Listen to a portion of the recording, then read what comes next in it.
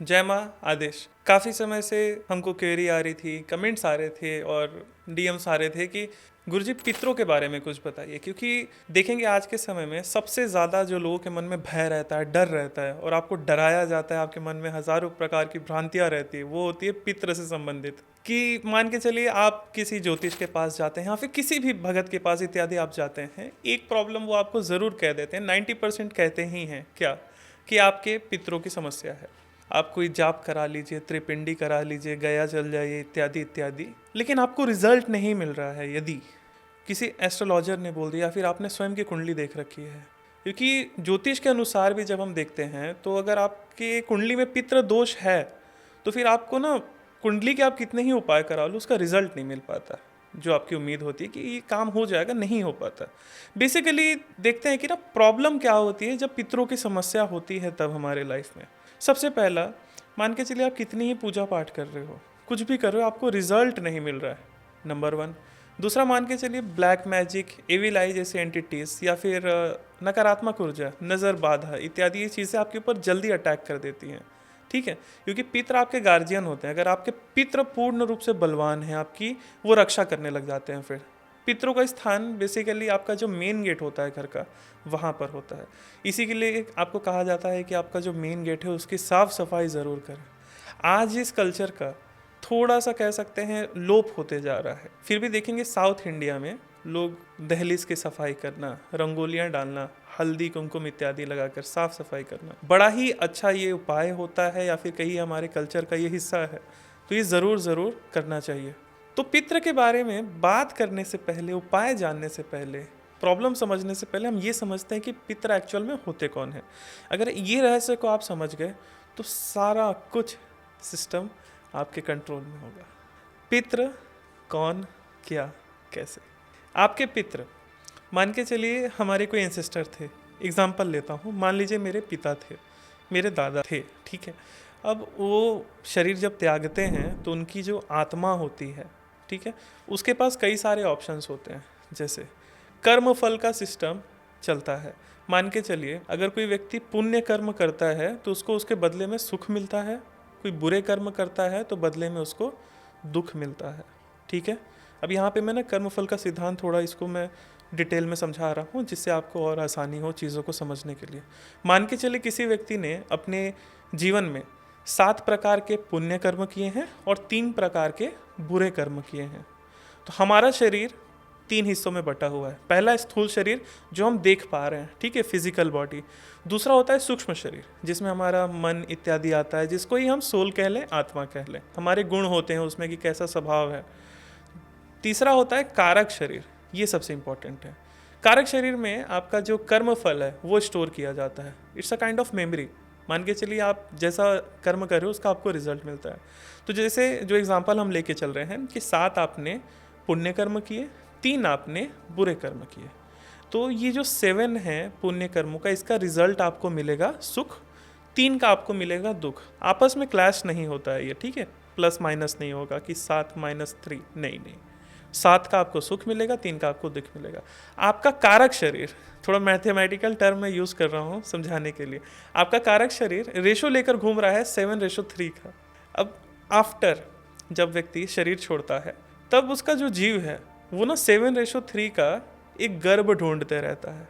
अगर वो गर्भ मिल गया, जैसे इंसान का भी हो सकता है या किसी अन्य पशु का हो सकता है या फिर देवी देवताओं का भी, कोई भी एक योनि हो सकती है जहाँ पर ये जीव अपना नया जन्म लेगा। जब तक उसको नया शरीर नहीं मिलता है तब तक वो भटकते रहता है, ठीक है, कई योनियों में, जिसको हम कह देते हैं प्रेत इत्यादि। ठीक है, प्रेत बड़ा इजी टर्म है उसके लिए कहना, कि प्रेत बनकर व्यक्ति घूमते रहता है। तो ये जो प्रेत हैं इनको ही हम अपने पितृ मान लेते हैं, पितृ कह लेते हैं। एग्जाम्पल देता हूँ, मान लीजिए मैं अपने पे एग्जाम्पल देता हूँ, ठीक है। मान लीजिए मेरे फादर मेरे लिए पितृ हुए, अन्य लोगों के लिए प्रेत हुए, लेकिन क्या ये हमेशा ही प्रेत रहेंगे? जी नहीं। यदि मैं उनकी अच्छे से सेवा करता हूँ, उनके नाम पर दान पुण्य इत्यादि करता हूँ, तो वो पितृ बन जाते हैं। आगे चल के वो पितृ देव बन जाते हैं या फिर पितृ लोक भी जा सकते हैं। तो ये बेसिकली फंडा है, ठीक है। अब समझते हैं उपाय क्या कर सकते हैं, कैसे पितरों से कनेक्शन बना है, ठीक है। क्योंकि पितृ अगर नाराज़ हैं तो एक और बड़ा ही अच्छा आपको पहचान बता रहा हूँ, ठीक है। रात में नींद पूरी नहीं होती है, ठीक है। स्वप्न भी कह सकते हैं, डरावने आ सकते हैं, क्योंकि आपको पितर आपकी रक्षा नहीं कर रहे हैं, आप पूजा पाठ कर रहे हैं, आपको रिजल्ट नहीं आ रहा है, नकारात्मकता जैसे नज़र बाधा इत्यादि आपको लगते रहती है समय समय पर, ठीक है। एक ये चीज़ हो गई। खाने में बाल निकल जाता है, यदि आप जब भी भोजन कर रहे हो तो वीक में 1-2 बार भी अगर निकल रहा है तो ये भी पितृदोष का लक्षण है कि आपके खाने में बाल निकलना आपको पितरों की समस्या है। ऐसी स्थिति में आपको उपाय क्या क्या करना है। हम जिस संप्रदाय से हैं, जो जिन गुरुओं से हमने शिक्षा ली है, दीक्षा ली है, हमारी जो अनुभव है, मैं पर्सनल अपना अनुभव कहता हूँ आपको। आप और आपके पितृ दोनों आपस में ना कनेक्टेड हैं। कैसे? हमारे एंसेस्टर हैं बेसिक सा, ठीक है। अब उनसे कनेक्शन बनाने में हमको बड़ा ही कम समय, कम मेहनत लगता है। बस शर्त यह है कि आपको तरीका आना चाहिए। इसी तरीके को हम कह रहे हैं तंत्र, ठीक है। तो इस तरीके से हम कुछ उपाय करेंगे जो आपको बड़ा ही मैजिकल रिजल्ट्स देने वाला है। नंबर 1, आपको क्या करना है, आपका जो मेन गेट है दहलीज, उसकी साफ़ सफाई का हमेशा ध्यान रखना है। प्रयास करिए घर का कोई भी सदस्य सुबह के समय वहाँ पर पानी डालकर बढ़िया से उसको झाड़ू पोछा कर ही लिया करें, ठीक है। आपका जो दहलीज है मेन, वो थोड़ा सा सामने का भी रहे, 1-1.5 फीट तक, ठीक है। पानी दे देना है वहाँ पे, 1 लोटा जल चढ़ा देना है। शाम को 4-5 बजे के बाद, मान लीजिए 4-5 बजे के बाद 6-7 बजे तक, ठीक है। इस समय एक सरसों तेल का दिया मेन गेट पर लगाना है आपको, पितरों के नाम पे। उसका मुख आप साउथ रख सकते हैं या कोई भी दिशा रख ले, डजेंट मैटर। बस आपको एक सरसों तेल का दिया इस प्रकार से रखना है और कहना है, हे पित्र, ये मैं आपके लिए दे रहा हूँ, ठीक है। ये जो दिया है ये आपके पितरों के लिए पानी का काम करता है। हर अमावस, हर पूर्णिमा को आपको एक थाली सजानी है अपने पितरों के लिए। आपके जो भी पितर हैं उनको जो भोजन करना पसंद था, जो भी पसंद था, आप वो थाली सजाइए, साउथ फेस करिए, सारे सफ़ेद कपड़े पहनिए, आप एक सफ़ेद आसन पर खुद बैठिए। पितरों का आवाहन करना है। कैसे करना है? हाथ में आप सिंपल चावल लेंगे, पानी लेंगे, दिया और अगरबत्ती आप जला देंगे। पहले हाथ में चावल पानी लेंगे और आप बोलेंगे कि मैं अपने पितरों का आवाहन कर रहा हूँ। संकल्प लेते हैं पहले, ठीक है। मेरे पितृ स्वयं तृप्त हों और मुझे भी तृप्त करें, मुझ पर अपनी कृपा करें। और जो भी आपकी मनोकामना आप इस संकल्प में बोल सकते हो। बस उस चावल पानी को सामने रख देना है। देन क्या करना है, वापस से चावल पानी हाथ में लेंगे और आप बोलेंगे कि हे मेरे पितृ, जो भी आपके पितृ हैं आप उनका नाम ले सकते हो, ठीक है। हे मेरे पितृ, मैं आपका आह्वान कर रहा हूँ, कृपया आप यहाँ आए और मेरी पूजा स्वीकार करें। सामने एक पात्र रखें जिसमें आप चावल रख रहे हैं, उसमें रख दीजिए। आपके पितृ आ गए, बस। अब आपको क्या करना है, वो थाली जो भोजन की आपने तैयार कर रखी है उसको सामने रखना है, एक गिलास जल रख देना है और हाथ जोड़कर प्रे करना है कि हे मेरे पितृ, आप ये भोग स्वीकार करें। हर अमावस, हर पूर्णिमा को अगर ये आप उपाय कर लिए, मैं गिनती से बता रहा हूँ, 5 से 6 बार अगर आपने भोग लगा दिया, रिजल्ट देखना, मतलब चमत्कार होना शुरू हो जाएगा। ये मैं बहुत विश्वास से कह रहा हूँ आपको, ठीक है। इसी के बाद एक और उपाय मैं आपको बताता हूँ, पहले इसको कंप्लीट कर लेते हैं। आपने भोग लगा दिया, पानी रख दिया, उसके बाद आपको क्या करना है, ओम श्री सर्वेभ्यो पितृभ्यो नमः। मैं रिपीट कर रहा हूँ, ओम श्री सर्वेभ्यो पितृभ्यो नमः, ओम श्री सर्वेभ्यो पितृभ्यो नमः। इस मंत्र का आप 1 माला जाप करिए, बहुत अच्छा रिजल्ट आएगा, ठीक है। आपको मानसिक शांति उसी समय मिलना शुरू कर देगी, ठीक है। उसी समय से आप एकदम शांत होने शुरू हो जाओगे, ठीक है। एक ये रेमेडी। फिर हाथ में आपको चावल पानी लेना है और आपको संकल्प छोड़ना है कि मैं जैसा भी, जिस सुविधा से मैंने आपकी पूजा करी है, मेरे पितृ आप संतुष्ट होइए, स्वयं तृप्त होइए, मुझे तृप्त करिए, आप बलवान होइए है, मुझे बलवान बनाइए, धन दौलत ऐश्वर्य इत्यादि सारी चीज़ें मुझे प्रदान करिए। ये सब आपको बोलना है।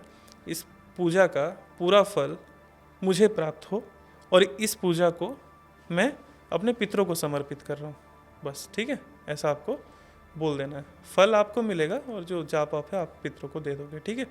पितरों के लिए कर रहे हो, इसका मूल उद्देश्य ये होता है। फिर हाथ में वापस से चावल पानी लेकर के हम जो कहते हैं ना क्षमा प्रार्थना, आपको हाथ जोड़ना है, बोलना हे पित्र, आपको बुलाने में, आपको पूजने में किसी प्रकार की गलती हो गई है तो उसे क्षमा कर देना, बस।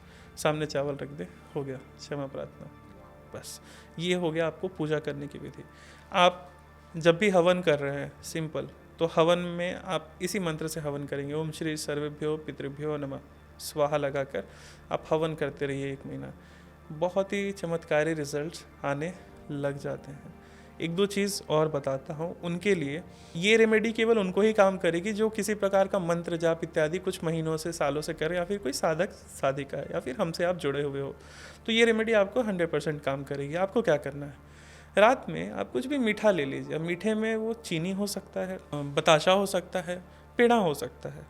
अगर आप डायरेक्ट अपने पितरों से कनेक्शन बनाना चाहते हैं तो ठीक है, आप क्या करेंगे, एक प्लेट में वो मीठा रख देंगे, 3 या 5 आप अगरबत्ती जला दीजिए, सीधा सीधा 5 अगरबत्ती आप जला दीजिए पितरों के नाम पे।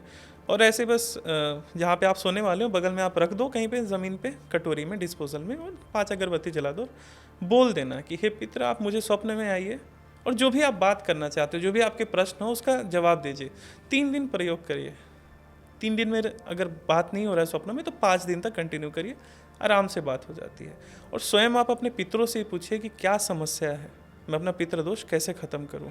पितृ दोष मतलब समझ गए ना, पितर आपसे कुछ मांग रहे हैं। एक और बड़ा ही मज़ेदार चीज़ बता रहा हूँ। क्या होता है, मान के चलिए 2 भाई हैं, एक पूजा पाठ नहीं करता है लेकिन वो बड़ा सुखी है, एक जो पूजा पाठ करता है सारे पितृदोष इसको ही लगा हुआ है, सारी नकारात्मकता इसके साथ है। इसका रीज़न क्या है, मान के चलते हैं एक भाई है जो पूजा पाठ नहीं कर रहा है, तो उसके जो पितर है ना, उनको उससे उम्मीद भी नहीं होगी कि हमारी भी पूजा करेगा।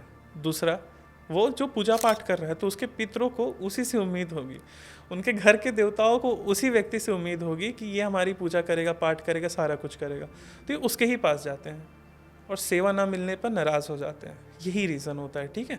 तो बड़ा ही ईजी है, ये 2-3 चीज़ आप कंटिन्यू करिए, ठीक है। पितरों की पूजा, कुलदेवी की पूजा ज़रूर करिए।